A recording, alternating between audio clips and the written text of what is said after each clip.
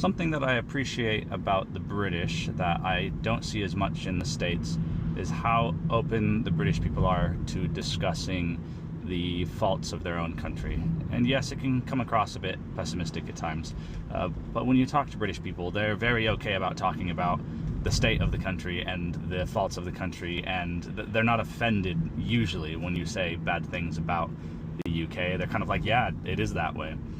Whereas Americans, I find, specifically probably more with conservative Americans, I find that they can't handle the idea that their country has faults very well, and they take it quite personal and get quite offended if someone brings up a fault about the United States. It's really interesting to see, and it's really interesting 5 years later of living in the UK to be on the outside now, seeing that, somebody who grew up in the States, someone who grew up in kind of that mindset, and now seeing it from the outside, to see where if I say something, just an example, if I say something as easy as healthcare in the UK is better than healthcare in the US, Americans will usually, well, I should say certain groups of Americans will lose it at that statement.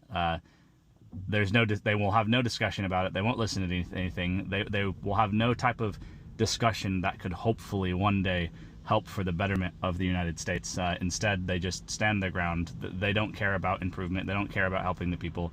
They just want to live in the bubble that the US is perfect.